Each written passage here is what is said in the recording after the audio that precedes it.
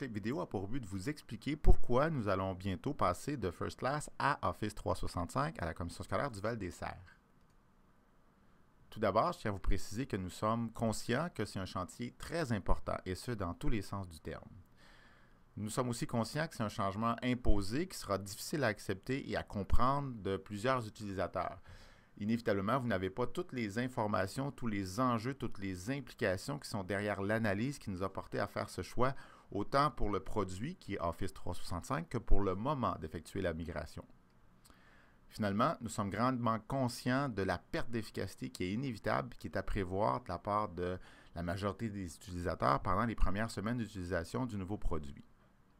Ceci étant dit, donc, sachez que c'est une priorité depuis déjà plusieurs semaines, et ce pour plusieurs personnes, que de travailler à la préparation de cette migration. C'est aussi important, il est aussi important pour nous là, de vous livrer des informations à partir de maintenant que la nouvelle est officielle, que la migration a été annoncée aux directions d'école. Eh bien, nous allons vous offrir des informations sur une base régulière. Nous, qui est ce nous? J'en parle depuis quelques diapositives. C'est le service des technologies au grand complet, soit directement ou indirectement. Tous les employés de ce service sont grandement impliqués, auxquels vont s'adjoindre les réapos qui ont, dans plusieurs écoles, déjà commencé à vous parler d'Office 365, à vous inciter à l'utiliser pour ce qui est des enseignants, à tout le moins, puis qui vont continuer à expérimenter avant les autres afin de nous aider, à vous aider à faire de cette migration-là une réussite. Il y a aussi une équipe qui est davantage impliquée depuis quelques semaines. Ce sont ces personnes du service des technologies et du service local du récit, c'est-à-dire moi-même, qui sont impliquées dans cette migration, dans ce dossier. Je dis à la blague, sans compter les heures. En fait, c'est pas vrai. Nous comptons vraiment les heures. Ce sont les heures qui nous séparent du jour J que nous comptons. Pourquoi quitter First Class? Donc, dans cette migration, notre but est de vous expliquer au moins en partie, là, ce qui est derrière l'analyse qui a mené à ces choix-là. Ben, la première raison de quitter First Class, c'est très simple, c'est le Conseil du Trésor qui nous impose des règles de plus en plus strictes qui font en sorte qu'on est obligé de faire des appels d'offres à plusieurs commissions scolaires pour contracter des services comme celui de First Class à raison de 45 000 $ par année pour l'ensemble de nos usagers. Ben ça, c'est une raison qui est très simple, puis à elle seule, elle explique pourquoi nous devons passer à un autre produit. Par contre, nous aurions exceptionnellement pu poursuivre avec First Class une année supplémentaire. Nous avons choisi de ne pas le faire. Et là, ben, pour l'expliquer, ça prend les autres raisons, qui, la plus importante, est le développement et le support offert par First Class qui est de plus en plus problématique. On peut facilement comprendre pourquoi First Class ne nous offre plus de développement depuis déjà presque des années. Puis ça, on pouvait l'endurer. Par contre, ça devient aussi problématique au niveau du support. Et ça, on ne peut pas accepter ça. Puis on peut expliquer facilement pourquoi First Class n'est plus en mesure de nous offrir le support nécessaire. C'est que énormément de clients chez First Class font exactement ou ont déjà fait ce que nous nous apprêtons à faire, c'est-à-dire qu'ils passent à Office 365, un service gratuit, ou bien à Google Apps for Education, surtout aux États-Unis, deux services très performants, très concurrentiels et gratuits. Donc, beaucoup moins de sous qui rentrent chez First Class, donc beaucoup moins d'ingénieurs, beaucoup moins de programmeurs qui sont en mesure de nous aider à continuer à poursuivre notre entente avec eux et à poursuivre l'utilisation de leurs produits.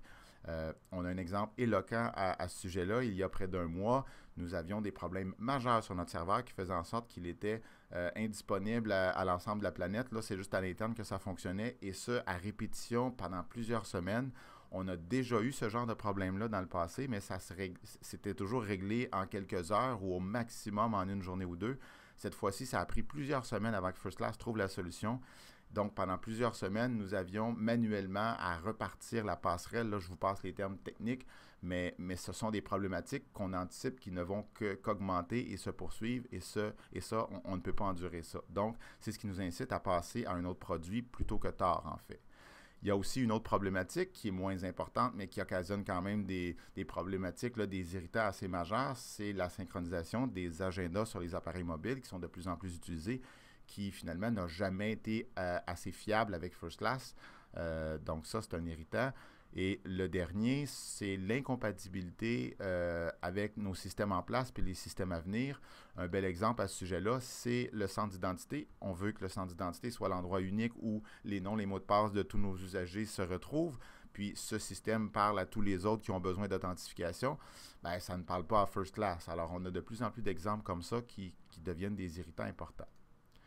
Maintenant qu'on a vu pourquoi quitter First Class plus tôt que tard, observons pourquoi choisir Office 365. Tout d'abord, la raison vraiment la plus importante, c'est la qualité du produit offert. Les fonctionnalités modernes, nombreuses, sont vraiment intéressantes. On les verra dans la prochaine diapositive. On a aussi une assurance de pérennité puis de développement, une perspective de développement très positive. Là, c'est Microsoft qui est derrière Office 365. Donc, vraiment une entreprise qui a les moyens et qui est en compétition avec Google. Et ça, on n'a que des bénéfices à ce sujet-là. Là. Donc, il y a vraiment une intention agressive de la part de Microsoft de nous offrir un produit qui est régulièrement mis à jour et bonifié. Il y a aussi la valeur sur le marché. Je tenais à vous préciser que malgré qu'il soit gratuit pour les maisons d'éducation, Office 365, c'est un produit qui est quand même vendu relativement cher aux entreprises qui désirent l'utiliser et elles sont nombreuses à le faire. C'est un produit qui est aussi multiplateforme, qui sert très bien les appareils mobiles autant que les ordinateurs, et ce par leur navigateur web autant que par un logiciel. Logiciel qui, en passant, est déjà installé sur nos postes, en fait, les postes administratifs et les postes d'enseignants. Pourquoi? Parce que c'est un logiciel qui est présent dans la suite Office, donc avec Word, Excel, PowerPoint. On a déjà le logiciel Outlook qui peut gérer une bonne partie des services là, dans Office 365. Ce sont aussi des technologies robustes derrière Office 365. Il y a SharePoint et puis Exchange, deux technologies grandement compatibles avec les partenaires, avec un paquet de systèmes en place et grandement efficaces aussi parce qu'elles sont présentes depuis quelques années déjà. Pourquoi choisir Office 365? Une autre raison, c'est qu'il y a une analyse objective et approfondie qui a été réalisée par la GRIX qui avait besoin avant nous puis qui a mis des sommes importantes afin de faire vraiment une analyse dont on n'aurait pas pu se payer. Là. Puis eux devaient faire cette analyse-là pour savoir où est-ce que la majorité des commissions scolaires étaient pour aller dans quelques années.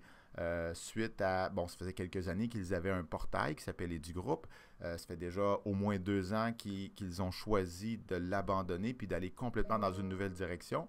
Eh bien, la GRIX a eu besoin de savoir avant tout le monde où est-ce que nous étions pour aller. Ils ont grandement analysé les produits offerts, autant les gratuits que les payants. Puis, une des personnes en chef là, de cette analyse, là, c'est quelqu'un qui, je la connais, puis les produits Microsoft, c'est son dernier choix au monde. Là. Et pour qu'il choisisse, suite à cette analyse, Office 365, c'est vraiment parce que c'est le produit le plus intéressant, et ce, en faisant une analyse, là, en considérant toutes les implications, toutes les informations.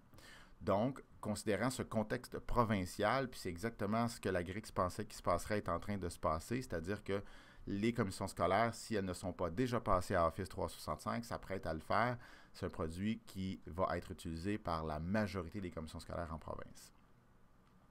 Observons rapidement les fonctionnalités parce que cette vidéo est déjà trop longue. Quelques fonctionnalités en restant dans le pourquoi choisir Office 365. Mon intention, c'est pas de tout vous présenter ça, là, pas du tout. Mais bon, on retrouvera évidemment du courriel puis des agendas collaboratifs dans Office 365 par l'intermédiaire de Outlook sur le web, donc l'application web, ou bien Outlook client sur la suite Office, ou bien des applications sur nos appareils mobiles. Tout ça installé gratuitement. On a aussi un espace de stockage et de documents collaboratifs. Ça, c'est OneDrive, soit en ligne, on peut l'utiliser en ligne, ou bien en version logicielle sur notre ordinateur, ou bien en version application pour nos appareils mobiles à nouveau. Donc, tous ces produits sont disponibles et régulièrement mis à jour par Microsoft. Si on combine ces 3 utilisations-là, c'est-à-dire le courriel, les agendas et les espaces de stockage, on finit par répondre à pas mal tous les besoins que nous avons dans nos conférences. Eh bien, on va se faire un peu de place ici. On a une combinaison, donc, c'est pas les 2, mais les 3 précédents besoins pour offrir une puissante alternative aux conférences First Class. Et ça, on le retrouve avec 3 produits dans Office 365. C'est très intéressant jusqu'à maintenant.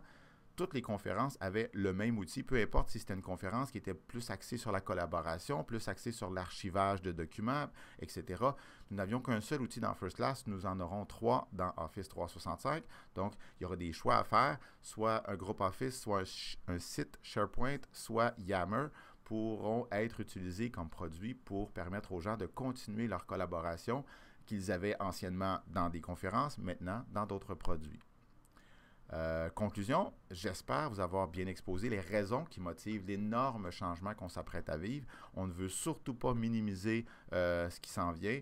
Ce sera inévitablement un passage qui ne sera pas facile. Par contre, sachez qu'on va faire plus que ce qui est humainement possible pour réussir cette migration, pour faire en sorte que ce passage soit des plus agréables possibles pour l'ensemble de nos utilisateurs. Sur ce, à bientôt pour une autre capsule.